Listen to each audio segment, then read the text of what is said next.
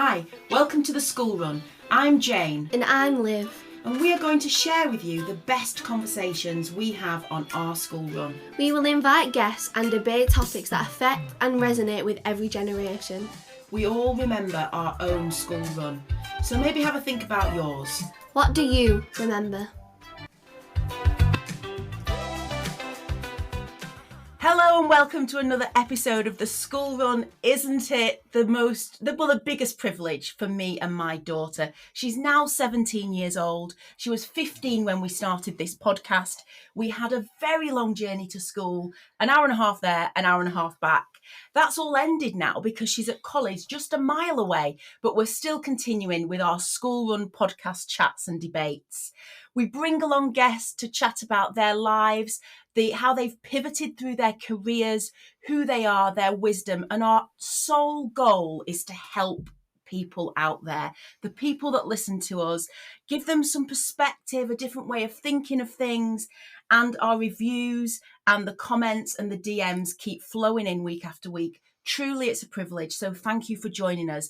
If this is your first time here, there's lots of episodes to go back and listen to with lots of incredible guests sharing a range of topics. We don't have it all figured out at school. Very few of us do. If I go back to being 16 years old, oh my goodness, I had no idea where I would be, but I'm in a very happy place now with a career that I absolutely love. And we can't predict that. Every day is a school day, and that's what I'm trying to empower my young daughter with. And this has been a joy for her to speak to so many guests over the last 18 months and hear their perspectives, and what an amazing network of people she's creating. So from a purely selfish perspective, this is absolutely a joy to do. Liv, I've just thrown you in, as I always do, to meet our guest today. It's a guest episode. It's going to be a really fabulous chat on our school run journey. How are you feeling? I always love a guest episode because I feel like obviously we spend a lot of time together. We know each other very well. And apparently a lot of the people that listen know me very well. When we get a new guest and they show up, they're like, oh my gosh, it's like meeting a celebrity because I've just heard all about you. And I'm like, oh, okay. But I love a guest episode because they always bring lots of wisdom. I'm very excited for this one because I feel like I'm going to learn things that I definitely didn't know before, or take something away that maybe could make me a better person as well. So I'm very excited. And you're always very keen when I do a lot of the booking of guests, for those that don't know. Just recently, Liv did book her first guest and we did an episode with them. That's already come out by the time you're listening to this. But I do a lot of the booking, and you're very clear to me, Mum, and you say, Mum, you must make sure that these people are here to help people, because you don't want them just selling what they do or their product. You find that really hard, don't you? Yeah, I think that's because I'm very motivated by helping people, and that's what I want to do, because I think that when people come along and share their wisdom and their story, that can help people, because they can, even if they can't relate fully to that story, they can relate to maybe some emotions or feelings that person's felt, and maybe it would make them feel less alone or motivated to change their life in some way or make them a better person, which I think is really important. And it's always good to try and make the world a little bit better as much as you can. Oh, how lovely. Well, this morning, if you're listening Monday morning, because we release an episode every Monday morning at 6 a.m, we are joined by Joanne Lockwood. Joanne is the inclusion culture expert. She runs See Change Happen, promoting positive people experiences. She is a keynote speaker, writer, and podcaster. So we've also got lots to learn there. Joanne, thank you for joining us. Hello, Liv. Hello, Jane. Thank you so much for inviting me today. And Liv has created so much pressure here. I have to inspire not only the listeners, but also Liv's got a really high bar set here that I've got to try and live up to. No selling myself, authenticity only, and making the world a better place is what we're all here for, isn't it? I think that you travel the country and the globe making the world a better place with the topics that you talk about. Let's start there, shall we, Jo? What are your hot topics? What do you bring these positive culture experiences for people? Yeah, so what do I do? As you mentioned, I'm a professional speaker, I'm a consultant, and I also run workshops. What do I talk about? I talk about inclusion, belonging, culture around organizations. And I often say I work with people. So that's HR people, people who recruit, and also customer service type people, and trying to latch them onto the phrase I use, which is positive people experiences. So what I want is you to interact with an organization, with a person, and have a positive experience at the end of it. That's what I want. So I'm very focused on that end goal. Whenever I have a conversation, I want the conversation to finish on a positive, so that the person walks away going, "Oh, Joanne's lovely," or "Joanne was really helpful." So I think of that as my kind of mantra: smile, engage, and educate, and have positive experiences with people I meet. So yeah, a lot of that is around, we hear the topic DEI, diversity, inclusion, equity, all these buzzwords. But the output really is positive people experiences. So that surfaces around emotional intelligence, cultural intelligence, psychological safety, all these kind of buzzwords you hear in the corporate world today. But it's about yeah, fundamentally, it's about making sure that I show up and engage in a way that works for you on the other side of the conversation. Because if I talk from my lens all the time, I don't think about your needs. So I have to be focused on both sides of the conversation, not just me. And I want to make sure that we work together on making that positive outcome. So that's kind of what I talk about. It's fascinating, isn't it? Because as you're talking there, I'm thinking naturally as a human being that not everyone can step into that role very easily. It takes training, doesn't it? And a sense of awareness and being open to learning to actually make a shift, because there's so many interactions that we have in life, on the telephone, in person, with different companies, where we don't feel heard, or we don't feel included, or we don't feel listened to. And it's difficult, isn't it? Is it a challenge working with people? What are the biggest challenges? My background's in IT, so IT tends to work or it doesn't. If it did work, it should work. If it doesn't, if you can't turn it on and off, and it'll come back type things. But people, you can't reboot people. People are complex beings. They have their own needs. Every person is different. We're all unique. So it is more complicated. And I often say that I can't give you a manual for every single person how to interact with that person. We have to have that. I would call this emotional intelligence. Emotional intelligence starts with being self-aware how I come across when I'm stressed, when I'm jovial, all those kind of things. I've got to make sure that I'm aware of who I am. Once I have that awareness, I can self-regulate, self-manage. And that the danger with that is thinking, am I inauthentic by being adaptable? And no, it's not about being authentic. It's recognizing that when I'm stressed, I get a bit grumpy, I get a bit dismissive, I get sort of focused on things. I know that because my daughter tells me, and I get told off. Come on, you're being grumpy again. It's like, okay, give me one moment. So I know I need to center myself. If I just come in for a long drive, I'm still on the road in my mind, so I've got to try and decompress and let that go. And of course, once I can do that, I can then look out for visual clues, body language, the other person, how they're communicating with me. And that leads to building stronger relationships. The other side of that is this cultural intelligence that I mentioned.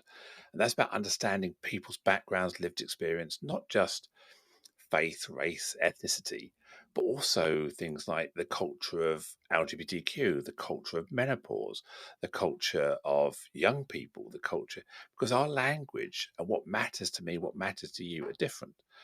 So if I've got the cultural intelligence, I have to have that drive to find out more, and then acquire that knowledge, and then build a strategy. Because, as they say, armed and dangerous. If you have lots of knowledge but no strategy, you're just going to go off like a loose cannon. So you've got to try and contextualize it in your head, how to apply that knowledge, and then you can take action and interact. So I always say, with a blend of emotional intelligence and cultural intelligence, and the output and end in mind, then we can start to have more positive, productive conversations and engaging with people. So that's kind of what I talk about a lot.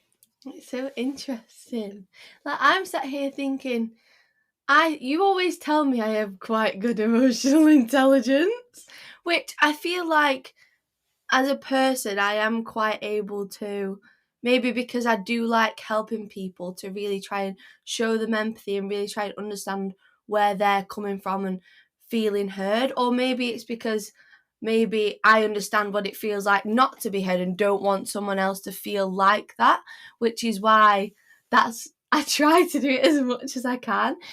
And also the cultural intelligence, I think we were learning about this in one of my subjects, but about how the different generations and how, I think you taught it me actually, the different generations and how kind of like they see other generations, if that makes sense. So I would think that like potentially older generations see our generations as quite like say all these words that are coming in that they maybe not have experienced before, like inclusion, diversity, and Accessibility. and they might have a judgment on that, whether it's positive or negative, but it's just different from how they were brought up. So therefore, if you are having a conversation or even just a relationship in your life I know that I would speak to my friend very differently for how I would have a conversation with my grandma or my grandpa, because they're two very different people. I love those relationships equally, and I love conversations with them both because I learn different things from both people, but it's just very different. Yeah, for sure. I'm excited for younger people. I look back at my life and think about all the opportunities I had, and I look at the younger generations today, people your age, Liv, and younger, thinking you've got so much ahead of you, so many adventures, so many opportunities to just figure stuff out.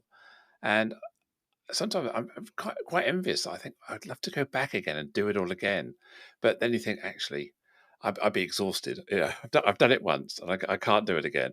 But yeah, I'm excited for the next generation. I know you have lots of different pressures.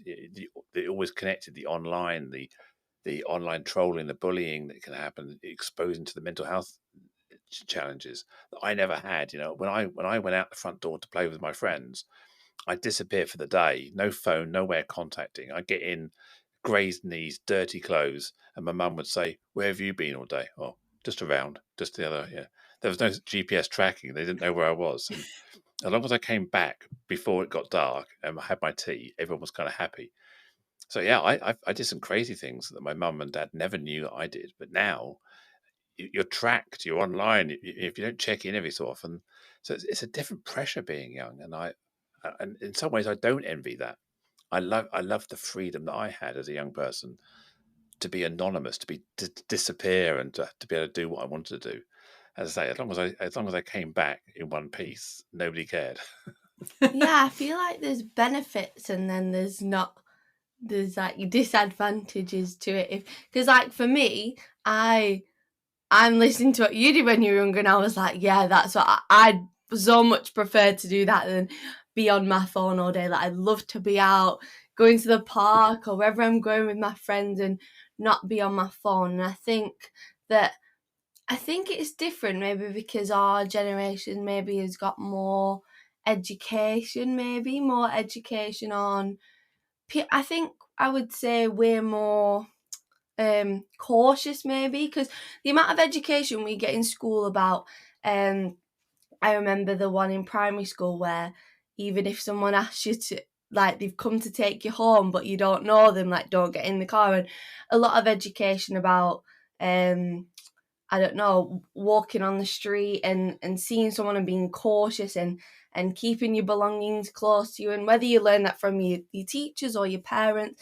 I think it's good in two ways. One way, obviously, as children now, we are more able to go out and observe things and make sure that we're safe and like wherever we are, we're always safe. But on the other hand, I feel like I don't want it to make our generation too scared of like taking risks or being afraid to talk to someone that they might perceive or they might be dangerous when they don't really know them. And I think it can work in a positive way and a negative way. Yeah, when I was little, there was no concept in my mind about a lack of safety. I never considered that people might not be safe. It was never crossed my mind. You know, there was no awareness that someone might come and pick you up in a car or take you if they weren't allowed. You know, I used to walk to school probably 2 miles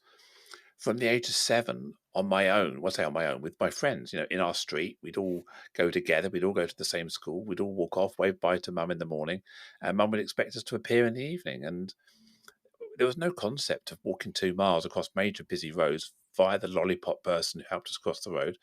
We would just do it. And I look back at it and think, well, we wouldn't let our young children have that freedom. We'd be worried about them all the way. We'd end up parking our Chelsea tractor, our 4x4s on the side of the road, creating all these traffic jams. But in my day, it was literally you'd walk to school, you'd cycle to school, you'd catch the train to school, you'd do all this on your own and get home safely in the evening. And safety wasn't, physical safety, me falling over, me breaking a leg was probably more of a risk than somebody else doing it to me, if you like. It never crossed anyone's mind back then. And it's the different worlds that we're growing up in different generations and how that has an impact on us. It was interesting. I was listening to a podcast just recently, a Stephen Bartlett podcast with an ex secret agent that worked at the White House. And she's got a young daughter, and she's made the absolute decision in this day and age that they do not have a TV in the house. They do not have access to social media. They don't have phones or technology. And she's going to control what the environment looks like for that young person to try and give them an upbringing without it. She said because her rationale was, would you pick up your child, drop them in the middle of Leicester Square or Times Square and leave them to just talk to all of these people? And it was a really interesting concept. That's how she saw social media. And the world of tech. When we spoke on the phone, Joe, you said that the generation today is hyper connected but much more enlightened as a result of it. And for me, I feel like, certainly with how I've navigated Liv and social media, and it's had a positive and a negative effect at times for you, hasn't it? But it's almost like teaching a child to cross the road for me. We teach them the rules of the road and what to look for, just like you would have done when your mum sent you off to school in that generation. But she just has a different road to navigate, and it happens to be social media and the online tech world, and giving us some guidelines about how to navigate that, not necessarily taking her away from it or not allowing her to have access, because she's growing up in this world, and we have to some extent embrace it. I feel like it's quite controversial. I know with you always used to tell me things like, don't put your front door number on an Instagram post, or a number plate or any sort of identifiable information where someone could find you. But I think to completely control it, it's kind of like ignoring the world that we are living in the outside, because we are now a very tech world, a very social media heavy world, but it also can be a really good thing because it brings out so many more opportunities for young people, like on LinkedIn, to be able to make connections with people for future jobs or apprenticeships or whatever. It's not all a bad thing. No, I agree, and I think let's go back to 2007. That's when Facebook launched, around that sort of time, wasn't it? And at the time, it was a distraction. It was a waste of time. All this kind of things. It was all this, and we still talk about Facebook and those sort of technologies as being time wasters, doom scrolling. Should be doing something more intelligent. But I think about my business. My business wouldn't function without LinkedIn. My business wouldn't function without Facebook contacts, the networking, Instagram. I don't use Snapchat, but I do use WhatsApp. I use DMs and instant messaging like that. I couldn't function in today's world of business, or even working in a company, without having access to those connected tools. Because as soon as you work for a business, you've got Teams, you've got instant messaging, you've got all these kind of things. It's a bit like going back again into the early 90s. I was training people on how to use computers for the first time. These people were typing with one finger, literally 3 seconds between each key. And I was teaching them what a floppy disk was, how to put that into the machine, how to save a document, how to open a document. This is way before email or internet.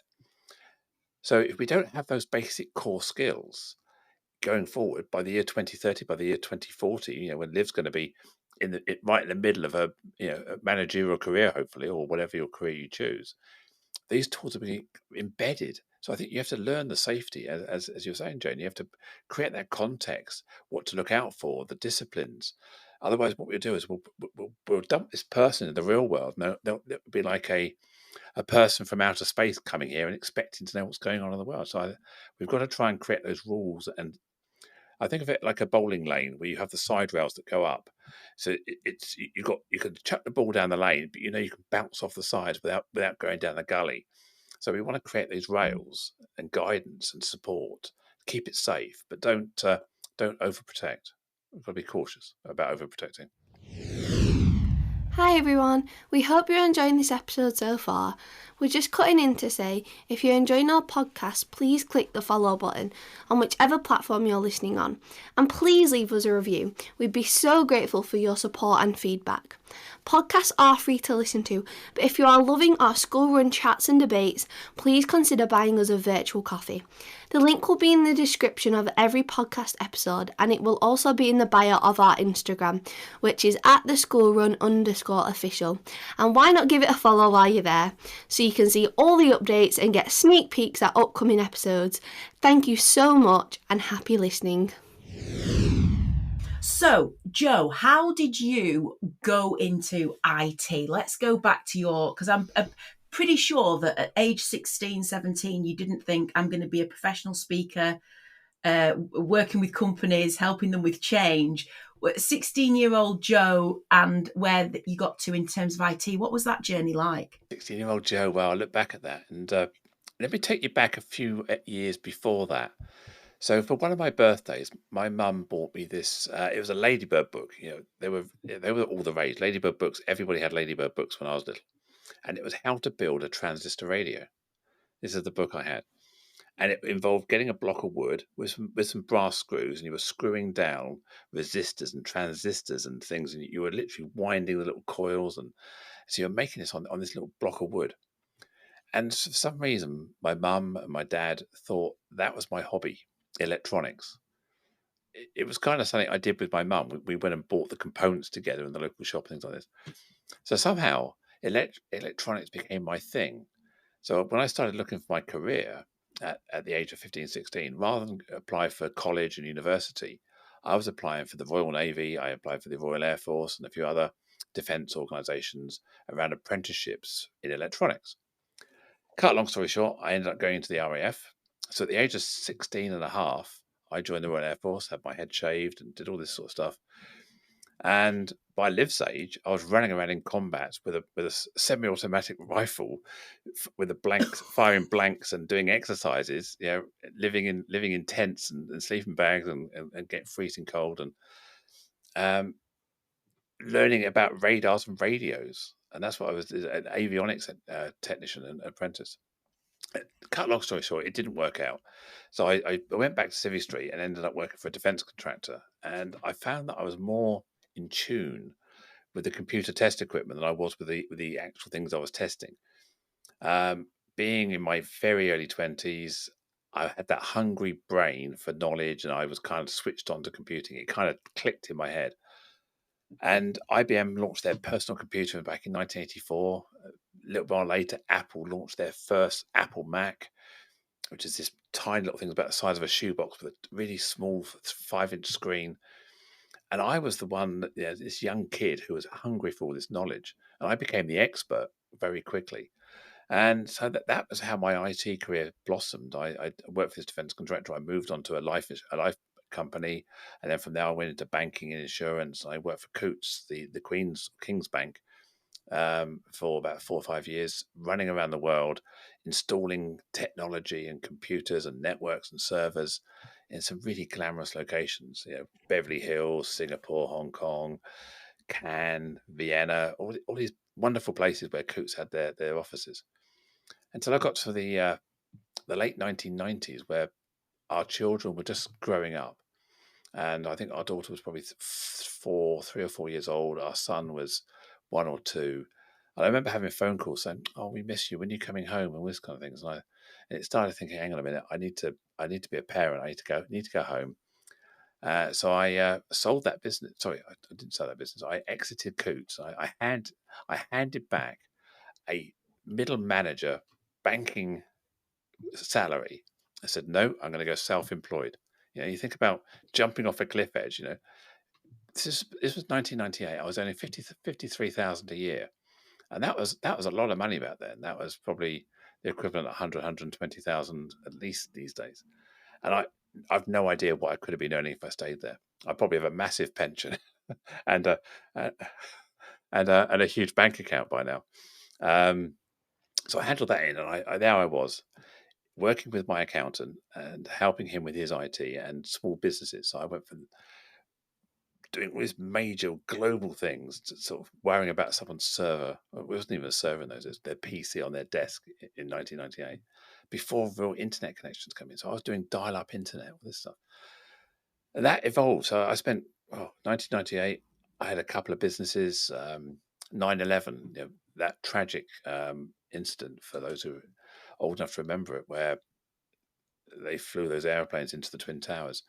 That killed a lot of the US investment. And I was doing a lot of work for cable TV companies back in those days.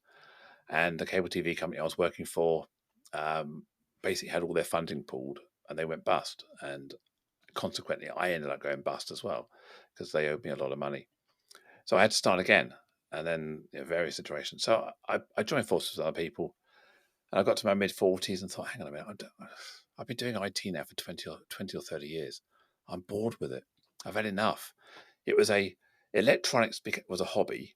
IT became something that was a bit of a hobby and a bit of something got clever. And then suddenly these things turned into a career that I had no real plan over. And suddenly I looked back and went, hang on a minute.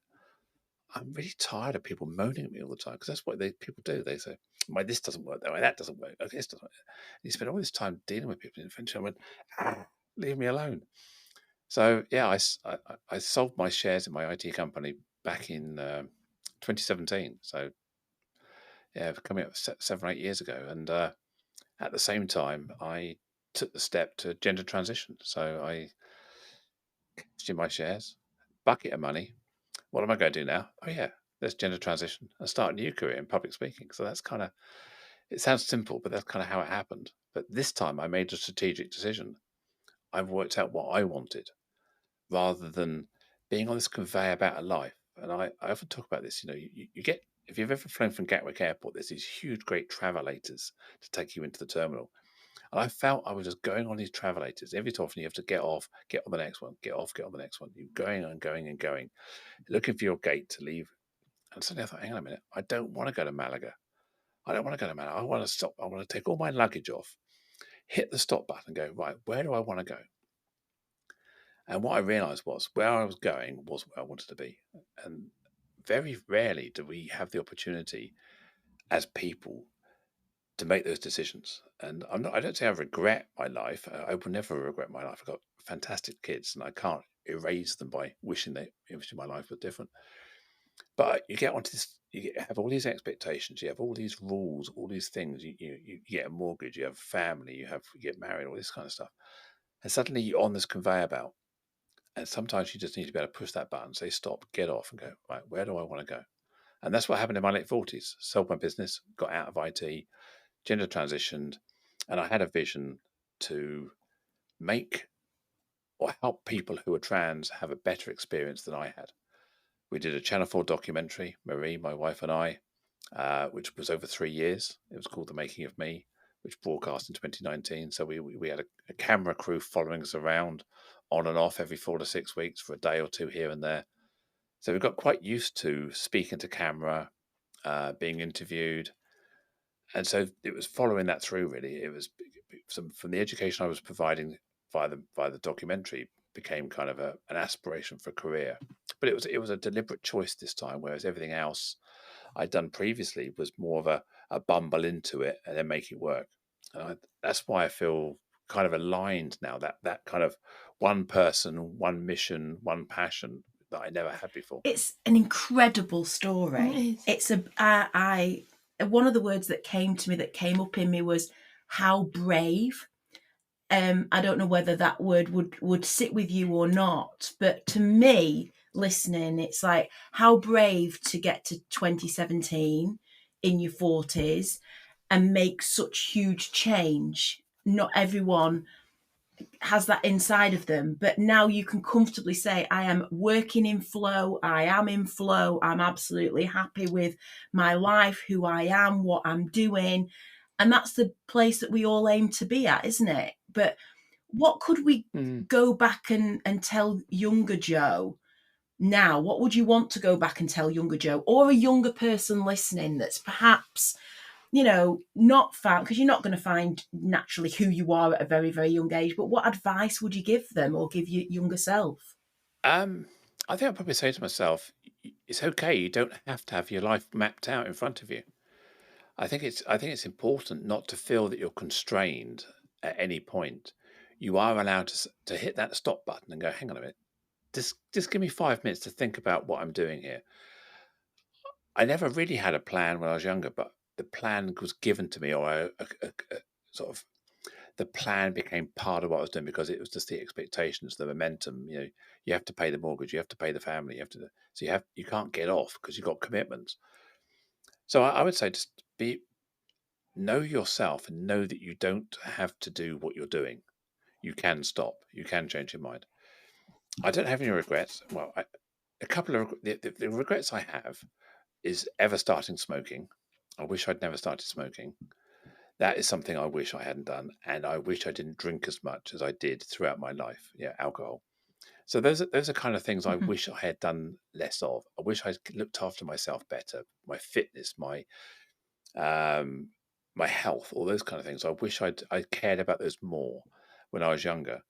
Now I say my late 50s. I'm 60 next year.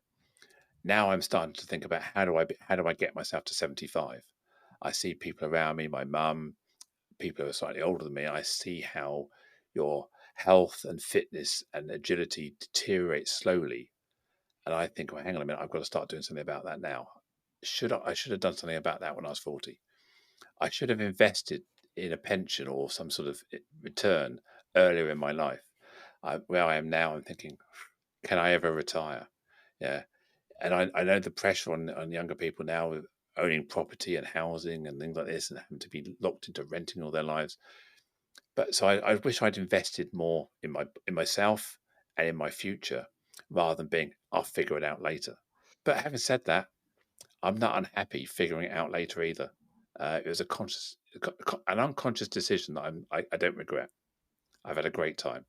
Yeah, absolutely. Yeah, I think the what you just said about the health and fitness, I think generationally, maybe it's just me, or I don't know, because I love health and fitness anyway, but maybe the more education we've had and obviously seeing, like you said, your parents, your grandparents get older, you do see how your health deteriorates. And I think that is important for young people to see now. Like you said, you wish you would have done something about it when you were younger.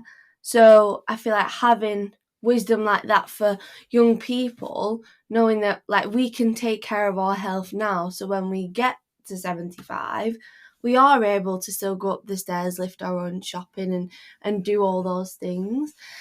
And my other thing was now in my generation with transgender and my one of my friends in high school, to be honest, a lot of people in my high school transitioned either mostly from female to male. And I'm very supportive of it, and I think you can be whoever you want to be. And for me, I know some people get very agitated and really don't like the fact that people can change and they really don't like it. For me, I think you can be whoever you want to be. Like, be whoever you feel most comfortable being, because that's important for your life, and it's your life, and you should live it, and you shouldn't let anyone else's opinions affect how you live that life.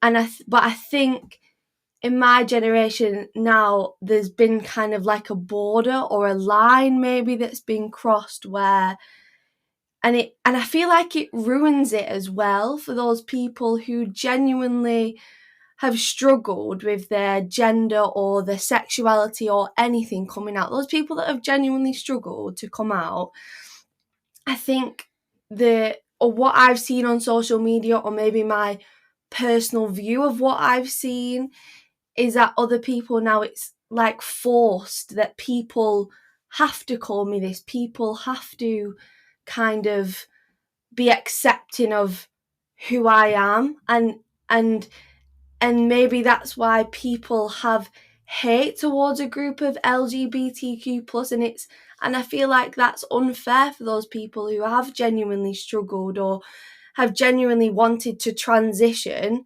because they've felt that something was wrong or they didn't feel comfortable in themselves, and then people have like a stigma or a judgment because of what they've seen maybe in the media and societal norms, and they feel like that they're bad people, or that they're just trying to, I don't know, make people conform to what they think, which I think is quite unfair. And also I don't want it to become like a trend. A lot of what I saw on social media, and I don't know, I'm not really on social media anymore, so I don't know whether it's stopped or that people have kind of been doing it for, I don't want to say attention, but very much just because it's like a trend to do it, which again I don't think is fair for those people that are genuinely struggling. So I would just like to know what Joe's opinion on that is. It's a very interesting perspective from someone of your age and perspective, because I see it. The friends I know who are trans, gender diverse, have struggled with this a lot of their life, and I don't know anybody of, I'm going to say my generation, over 40 for the sake of argument, who is following a trend that you, as I said, you acquire all this baggage in your life, all these responsibilities, family, friends, career, status. You've worked very hard to get these.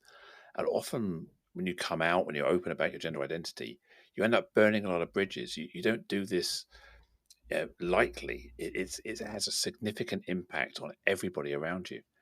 The other thing I'd say is I don't truly understand it either. If I could explain why or how or what trans means is, I would, but I can't. You know, I often say to people that the hardest person that I had to come out to was myself. Was I serious? Was I trans enough? Really? Am I really driving a bus through my life just for this? Can I not survive without it? And it got to the point where no, I couldn't. It became necessary. It became something that consumed my entire sense of self. I don't know if you've seen the film Inside Out, where they have the little figures in their heads. We've got Inside Out 2 coming along. And I often say to people that I was being driven by the little angry red character in my head. That little angry red one was doing all the driving, the little angry man type thing. And what happened was when I gender transitioned, I started taking estrogen and hormones and blockers and things like this. Suddenly, the woman, the female character, Joy, took over. And suddenly my life became joyous. And the little red person was now tied to a chair and gagged and told to sit back and shut up. And now joy took over my life.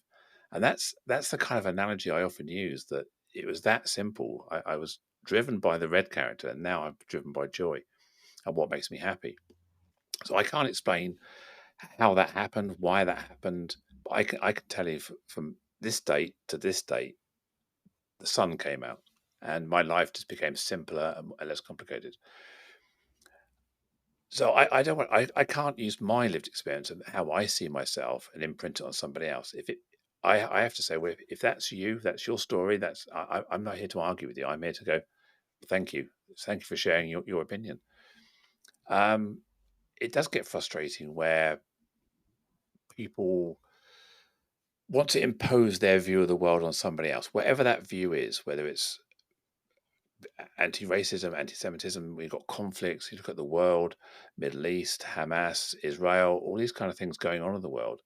That's people trying to enforce an opinion, a belief on somebody else. What we've got to try and do is find a world where we can coexist, where all opinions and beliefs are valid from that perspective. But we have to be accountable for the impact we have. We shouldn't be able to weaponize our belief. We shouldn't be able to enforce it on others. So I don't enforce necessarily my belief actively on people. Okay, I talk about trans awareness, but not in a lectury way. I don't point my finger and you shall do this, you shall do that. It's not about that. It's about, this is who I am. This is what makes me happy. This is what makes me sad. This is how you can make me happy. This is how you can support people like myself. And this is some terminology. So that's what I'm trying to say. If you want to get into a debate with me about whether trans people should be in sport, whether trans people should do this, with that, I'm not. That's not really my argument. I'm not trying to defend me. I'm just saying, don't weaponize your views to attack me. Let's have a conversation. Let's sit down. Let's try and find this middle ground, not fight on the edges all the time. Talk about our perspectives about why we believe something. If you believe I'm a threat, let's have a conversation. Am I really a threat? I'm not trying to be a threat, but if you see me as a threat by existing, then what you're trying to say is I shouldn't exist, and that becomes kind of a weaponized attack. Then, so a lot of it is our ingrained biases. A lot of it is our lack of understanding. And I truly understand. If you don't get being trans, you don't get being trans. I don't get being transmasculine because I'm transfeminine. I don't understand why anybody would ever not wish to be a woman. I can't understand that. I don't. But I accept that that's what you do. That's fine. I'm completely cool with it. But I don't understand. I don't understand the concept of non-binary because I have an identity and I have a sense of self and I have a gender. But somebody who's non-binary has that sense of self as well, which is different to mine. I don't have to debate and argue about it. I'm just going to use my cultural intelligence and say, tell me more about what your non-binary identity means to you. How does it impact you? What's important to you? So I can then go, that's really interesting. It's different to mine. That's fascinating. So it's about coexisting with people who have different perspectives without having to box them off or police them into this rule set that I create. It's about expanding my rule set to incorporate their model of the world as well.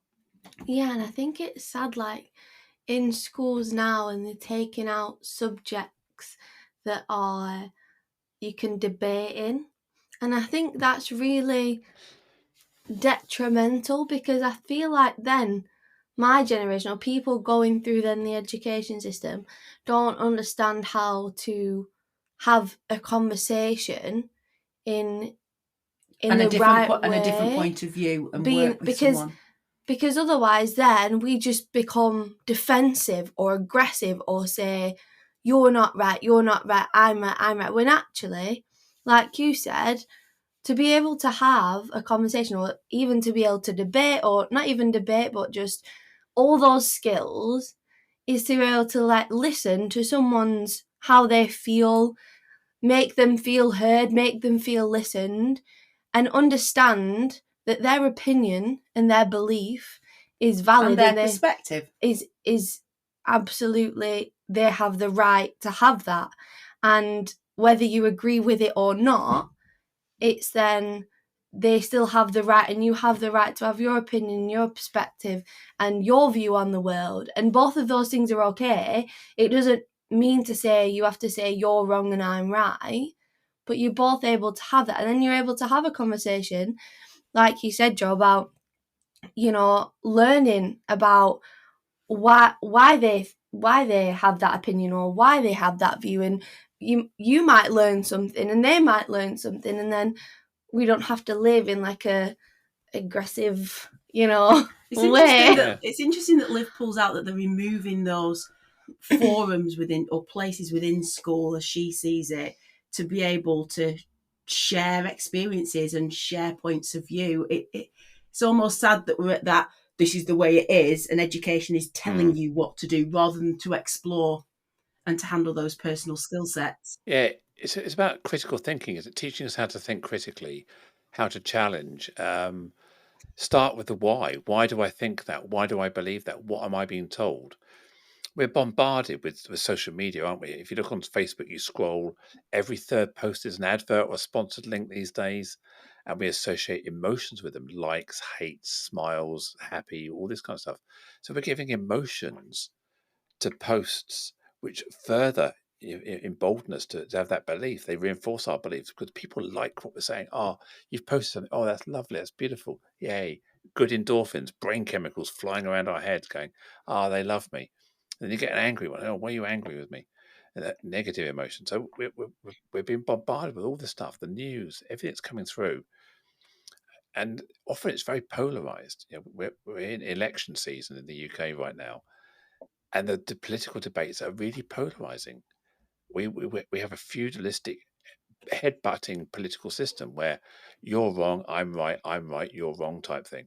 There's no kind of, actually, for the country, a blend of these ideas would be brilliant. But no, we have to have really opposing views. And if you agree with the other opposition, then you're accused of being too left or too right or willy-nilly or washy-washy. Rather than having I'm not saying the German model of democracy, where it is all consensus politics, that can also lead you to stagnation and lack of change and lack of decision making. But we've got to have a way of saying, actually, we don't need to be opposed here. We can work out what is the best for the country and have different views, have that consensus, critical thinking, challenge each other. Why do you think that? Why do you believe that? Not just discussing the outcome, discuss our perspective. If I know why you think something, I can relate to you. I can have a conversation about why, whether that's Brexit, whether that's political, or whether that's even vaccinations. If I understand why you don't want to be vaccinated, I haven't got to agree with you, but if I understand why, what your fears are, what your lived experience, because it affected a family member, or it affected you badly, or something, whatever it may be, I go, okay, I get that, but we have to also understand the impact of our responsibility, and then also to be accountable for that. If I don't want to be vaccinated, I have to be accountable for the impact that has on society. So I recognize that I can't do things as an unvaccinated person. By the way, I am vaccinated. Roll my sleeve up, hit me with it, give it. I'm going to be first in the queue. But I understand I may not be able to travel to Australia. I may not be able to travel to America if I'm not vaccinated. That's the impact. I can make my decision, but then I have to live with that consequence and be accountable for that. So yeah, I get it. And people who have different views have to be responsible for those views and the impact they cause and the hate they can cause or the division they cause. Which is why, again, these conversations that start with the why, that start with the why do you think that? Why do you believe that? What's your lived experience? What makes you have that view? Because we're not all going to vote for the same politicians in a couple of weeks' time. We're all going to tick different boxes. And it's not that you're wrong. It's not that you're right. You just have a perspective on why that person's better. And it could be a political allegiance, could be your faith, your ethnicity, the village you grew up in, the parents, the school you went to. All these things in cloud or guide us into where we sit on these issues. So yeah, just because you vote for a different party doesn't make it say you're bad or wrong. It just means you've got a different view. And that's how we need to coexist in that sort of challenging, critical thinking way without weaponizing and attacking each other with our views. Absolutely, 100%. Couldn't agree more. I feel like we're at 47 minutes of chatting. I said to Joe, this would only be a 40-minute episode, but we've sort of dived into lots of areas and almost briefly touched on lots of them as well. I feel like there's another episode here. Do you, Joe? I'm a professional speaker. I talk for a living. So yeah, it just give me a microphone, turn the record button on. I will talk. So no, I'd love to be welcomed back and I'd love to talk a bit more about Liv's experience and because I'm fascinated by the younger generation, and that sounds very patronising to call you the younger generation. As a Gen Xer, I'm fascinated to learn about a different perspective of the world and engage in some critical thinking with you so I can understand my perspectives and how you see those perspectives as well. Because whether I like it or not, I'm getting old. The world is not mine anymore. And the younger generation, the younger generation Yeah, teaches us so yeah. much, doesn't it? And I hear so much from Liv and her friends, and she's got a whole range of different friends with a whole range of backgrounds, cultures, identities, you name it, which is fabulous. And how wonderful to grow up in a generation that is accepting, we're educating, we're talking about things much more than ever. Certainly when I was at school, and I welcome that, but also where they see the challenges with that as well. I think it's a fabulous next conversation, part 2. Who has been in your life, Joe, before we wrap up? A couple of things. Who's been a real mentor or teacher through your life, or maybe through your going through your period of change in 2017? Was there someone who really helped you through that? Because we need those supporters around us, don't we? I'd say my family keep it real. I'll always put a lot of credit to my wife, Marie. We've been married 37 years this year. That's a lifetime. That's 2.5 times Liv's lifetime. We've been married a long time. We are truly soulmates. I think in a way, she keeps me accountable. She keeps me on the rails. She reminds me not to be a dick. Um, uh, I recognise that we are codependent. We both support each other. We both need each other. We're both better together. Our children also having a purpose, having people who call me out as well, from another perspective, and they're in the 30s. My mum, she has been so wonderful over the last 10 years, coping with me, in various things I've got up to, but also my gender transition and how she's been that active ally, that person who passionately supports me and is the first to stand up and growl and defend me. So yeah, certainly my family, I think, have been inspirations, but I love to use osmosis and meet people. And when I'm out and about, either in my previous careers in IT or my professional speaking career, I love to talk to people. I love to meet people. I spend a lot of time absorbing knowledge and learning and understanding about the world. So whether it's a documentary on BBC One around Ellie Simmons and her dwarfism and understanding about that, whether it's the time I had in the Rotary Club and Round Table and organisations like that, where I'm meeting people, helping charities and getting involved, some of the trustee work I've done, I've always found there's people in the room that give me something. And I feel like, the relationships are symbiotic. I give and I receive. I put myself in spaces where I learn, I grow, but also I give and gift and help others. So that symbiotic relationship with the world, I think, is really, really important.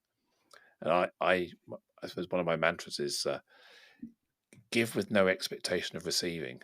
And I often talk about having this boomerang. You throw it into the air. I never expected to ever see it again. And 5 years later, you just grab it and there it is. It's back. You've no idea where it's been, how it got back there. So you just give without any expectation of receiving. And then the world sorts itself out because people see you as a generous person.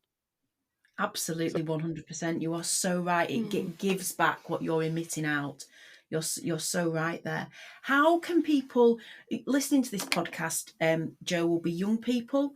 There will also be huge range. Well, I know a lot of the people within my business networks, franchising world, corporate world, listening to this podcast as mums and carers and guardians.